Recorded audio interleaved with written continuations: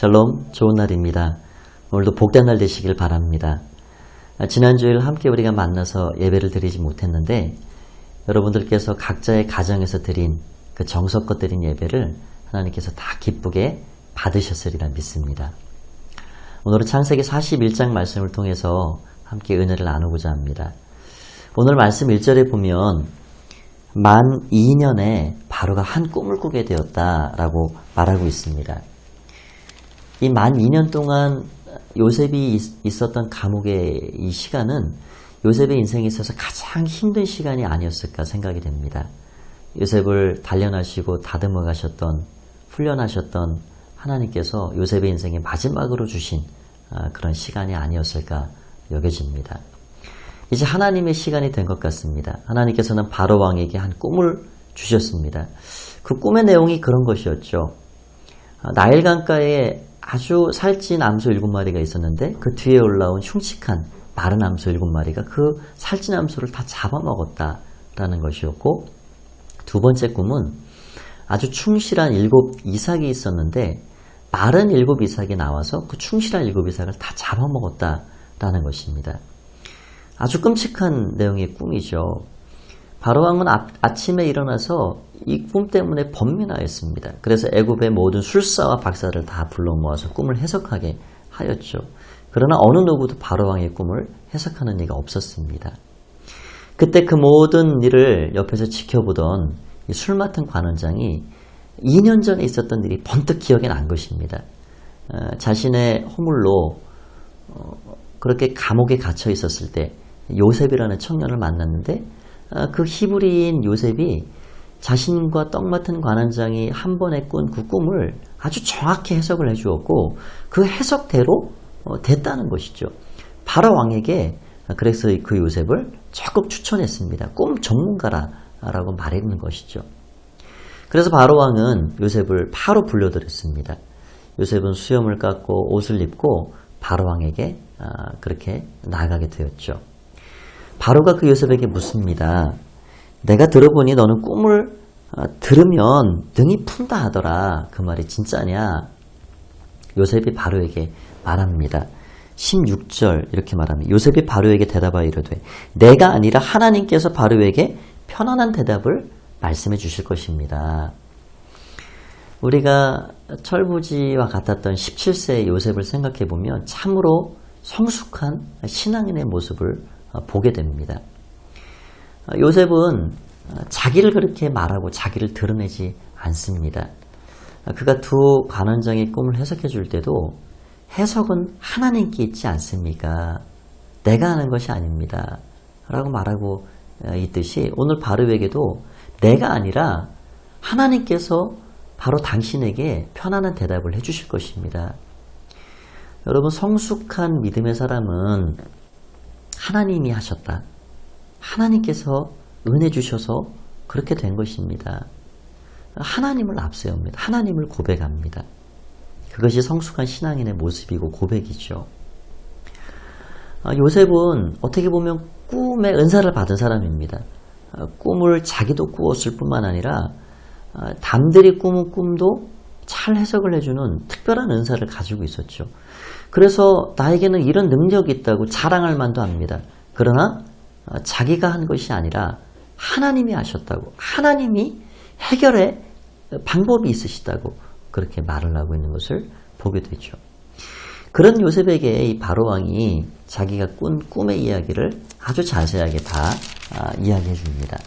그 이야기를 들은 요셉이 오늘 그렇게 말하고 있는 것을 보게 됩니다. 25절 말씀에 보니까 요셉이 바로에게 아뢰되 바로의 꿈은 하나라 하나님이 그가 하실 일을 바로에게 보이심이니이다. 요셉은 그 꿈의 이야기를 듣자마자 아주 명쾌하게 단순하게 그 꿈을 해석해냅니다. 여러분, 해석이라는 게 그런 것이죠. 단순화하는 것입니다. 명쾌하게 풀어내는 것입니다. 가끔 우리는 해석서를 보면 원본을 더 꼬이게 만드는 오리무중으로 빠지게 하는 것들을 보게 됩니다. 성경을 잘 몰라서 주석서를 참고한다든지 할 때가 있는데 너무 두껍게 많은 분량으로 그렇게 복잡하게 해놓은 것들이 가끔은 보여집니다. 유대인들이 그러하였습니다. 율법을 해석하기 위해서 너무 많은 그런 자신들만의 율법 해석서들을 편찬해낸 것이죠. 그것들이 오히려 백성들의 삶을 더 얽매이게 하고 힘들게 만들어가는 것을 예수님이 지적하신 것입니다. 오늘 요셉은 이 바로왕이 두 가지 꿈을 꿨지만 그것은 하나입니다. 7마리 7이삭, 그것은 7년을 가리킵니다. 흉측한 소와 마른 그 이삭은 흉년을 가리킵니다. 아주 살찐 소와 그리고 충실한 이삭은 풍년을 가리킵니다. 그의 해석은 아주 명쾌했습니다. 그래서 그 해석을 바로 왕과 신하들에게 말해줄 뿐만 아니라 방비책까지 이야기해 준 걸 보게 됩니다.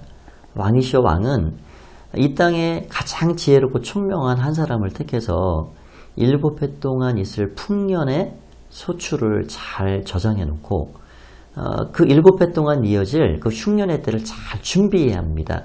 그것만이 살 길입니다. 라고 말을 하고 있는 것이죠. 이 요셉의 말을 듣고 바로와 신하들은 탐복했습니다. 감탄을 하게 된 것입니다. 그러면서 하는 얘기가 오늘 38절 말씀에 그렇게 말하고 있습니다. 바로가 그의 신하들에게 이르되 이와 같이 하나님의 영에 감동된 사람을 우리가 어찌 찾을 수 있으리요.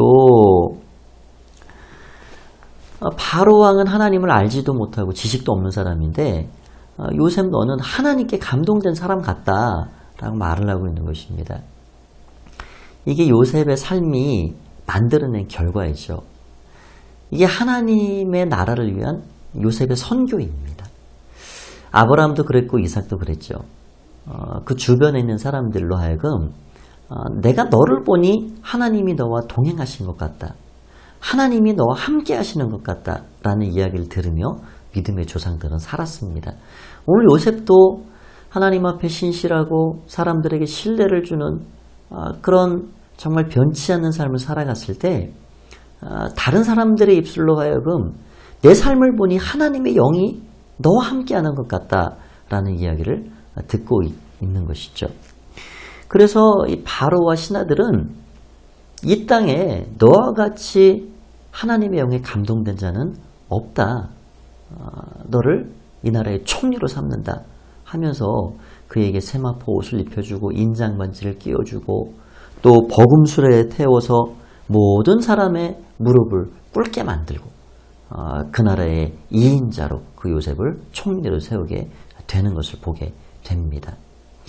인생 역전이 있다 하지만 이런 인생 역전이 있을까요? 감옥 밑바닥에서 강간 미수범에서 애굽의 전 나라를 통치하는 2인자 총리에까지 오르게 되는, 이거는 뭐 인간적으로는 상상을 할 수 없는 일이 벌어지고 있는 것입니다. 다 이런 일들이 하나님께서 이미 계획하셨던 일대로, 아브라함에 약속하셨던 그대로 애굽 땅에서 400년 동안 종살이 하다가 다시 그 땅을 나오게 될 것이다 라는 그 하나님의 계획을 이루기 위한 그런 섭리에 들어가는 것을 우리는 보게 됩니다. 요셉이 그러한 일에 귀하게 쓰임받는 인물이 된 것이죠. 그렇게 요셉은 총리가 되어서 풍년 7년을 잘 소출을 거두어드리고 또 흉년의 때를 잘 준비해 가는 것을 보게 됩니다. 여러분, 우리의 인생에도 형통한 날만 있지 않고 곤고한 날이 찾아옵니다. 우리의 믿음 생활에도 항상 기쁘고 감사한 일만 있기보다는 때로는 메마름의 시기가 찾아옵니다. 여러분, 하나님께서 왜 그런 일들을 우리의 삶에 때로는 병행하게 하실까요? 우리가 우리의 삶을 한번 생각해 보면 좋겠습니다. 우리 인생이 마치 정말 내가 생각하는 대로 술술 잘 풀리고 형통하다 그러면 우리가 과연 얼마나 하나님을 찾고 살아갈까 정말 미지수입니다. 여러분, 이 땅에는 맑은 날도 필요하지만 비 오는 날이 필요합니다. 늘 해 뜨는 날이 좋다고 맑은 날만 있으면 좋겠다 하면 이 땅은 유지될 수 없습니다. 다 사막으로 변해버리고 말 것입니다. 비가 오기 때문에, 흐린 날이 있기 때문에 이 모든 이 만물이 유지가 돼 가는 것이죠. 우리 인생도 마찬가지입니다. 하나님께서 우리 인생에 맑고 화창한 날도 주시지만 그러나 비가 오고 궂은 날도 겸해 주시는 것입니다. 풍년의 때가 있고 흉년의 때가 있는 것입니다. 그런데 우리는 언젠가 찾아올 이 흉년의 때를 잘 준비하는 지혜로운 삶을 살아가야 됩니다. 하나님께서 말씀하시기를 보라 지금은 구원의 날이요 은혜 받을 때다 말씀해 주셨습니다. 이러한 구원의 날과 은혜 받을 만한 때에 우리는 하나님의 은혜를 풍족하게 잘 저장해 놔야 합니다. 기도할 수 있을 때 마음껏 하나님 앞에 기도로 우리의 영혼을 채워야 합니다. 하나님 말씀을 편하게 보고 우리가 자유롭게 하나님 앞에 나아갈 수 있을 때 하나님의 은혜를 마음껏 우리의 삶에 채우는 것입니다. 그게 풍년의 때를 지나는 믿음의 사람들의 삶입니다. 그러할 때 곤고한 때 흉년의 때에 그 모든 삶을 넉넉히 이겨나갈 수가 있는 것이죠. 우리가 잘 아는 이지선이라는 자매가 있습니다. 그 자매가 대학생 시절 때 교통사고의 일로 인해서 화재로 온몸에 전신 화상을 입게 됩니다. 너무 우리가 언뜻 보기엔 흉측한 모습으로 그 얼굴이 바뀌게 되죠. 그러나 그가 결정적으로 믿음을 잃지 않고 굳건하게 일어섰던 그런 계기가 있었습니다. 사고를 만난 그 직후에 병실로 그 교회 부목사님이 찾아오셨습니다. 그러면서 그 자매에게 이렇게 말합니다. 자매님, 믿음이 있으시죠? 하나님께서 그간 자매님에게 주신 믿음, 그 믿음이 이 때를 위해서 주신 것이라 생각됩니다. 그렇습니다. 하나님께서 우리에게 주신 믿음이 있고 은혜가 있습니다. 그것을 우리는 잘 비축하고 간직해 두었다가 정말 어려운 때에, 흉년의 때에 우리가 그 믿음을 사용해 가는 것입니다. 정말 그 믿음이 빛을 발하는 때는 곤고한 날입니다. 흉년의 때입니다.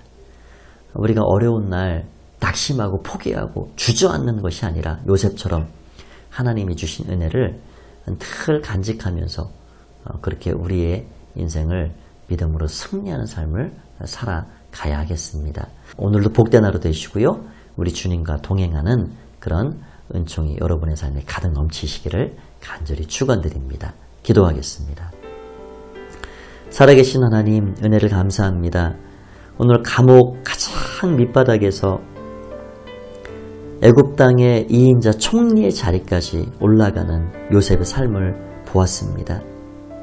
낙심할 만도 하고 쓰러질 만도 하고 포기할 만도 하였음에도 불구하고 끝까지 하나님 앞에서 믿음으로 변치 않게 살아갔던 요셉을 결국에는 존귀한 자로, 가장 귀한 자로 세워가시는 하나님의 손길을 보게 됩니다.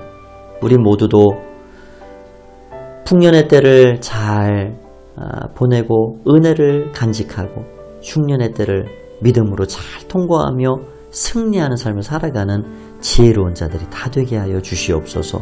오늘 하루도 하나님의 손에 온전히 맡겨드리오니 주님이 주장하시고 이끌어 주시기를 간절히 바라고 소원하올 때에 예수님의 이름으로 기도하옵소서.